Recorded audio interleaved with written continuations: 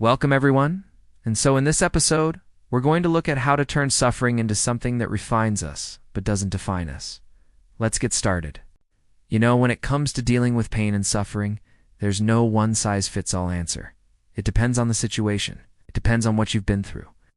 But the Stoics offer some general principles that might help.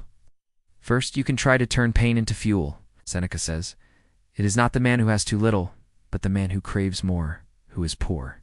In other words, the person who has very little is actually rich in the things that matter because they don't desire more.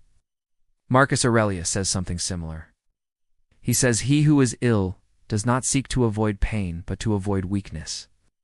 When we're sick or in pain, our natural inclination isn't to seek out the pain, but to try to escape it. And if we're successful, then we feel like we're weak, right?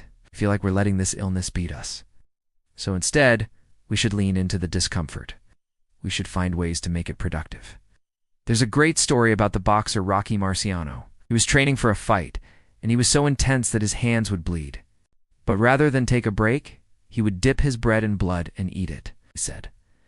"I found out if I took care of myself and my body, I could do things that other people couldn't do. I never looked at pain or suffering as a bad thing. I knew it was necessary to become strong." This is what it means to turn pain into fuel. It doesn't mean you embrace the pain for the sake of the pain. It means you embrace the pain for the sake of what it can make you. In addition to turning pain into fuel, you can also try to turn it into wisdom. Epictetus says, "When you've done something wrong, pain compels you to correct yourself." Sometimes we need pain and suffering to wake us up, to open our eyes to the fact that we're not living the right way. We're not making the right choices. And when we experience the negative consequences of those choices, then we have an opportunity to learn from them. This is why the Stoics talk about adversity being a good thing.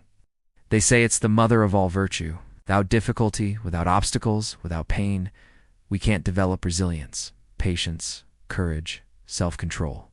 These are the things that make us who we are.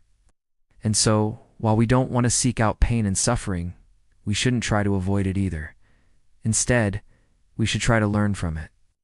Marcus Aurelius says, "The key is to be able to reflect on everything that happens and ask yourself, will this make me a better person or not?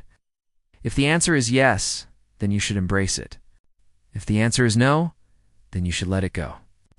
And finally, in addition to turning pain into fuel and wisdom, you can also try to turn it into action. The Stoics say that the best revenge is to not be like the person who did the thing that hurt you.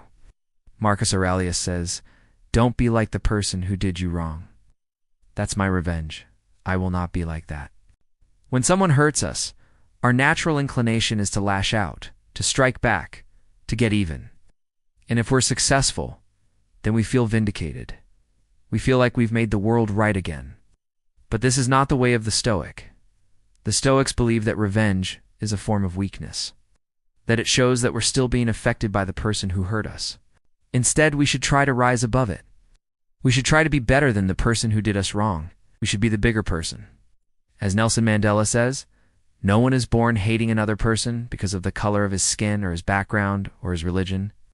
People must learn to hate, and it is the responsibility of people to unlearn it." That's a great way to turn pain into action.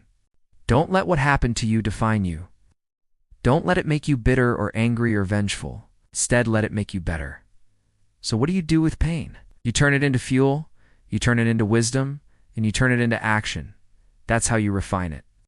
That's how you make it part of your past, not your present or your future. You let it refine you, not define you. If you enjoyed this episode and you want to learn more about the Stoics, check out the playlist I created for you. It's called Learn Stoic Philosophy in 10 Minutes. And every episode in the playlist is under 10 minutes, so you can learn a little bit about Stoic philosophy each day. Thank you so much for watching, and I'll see you next time.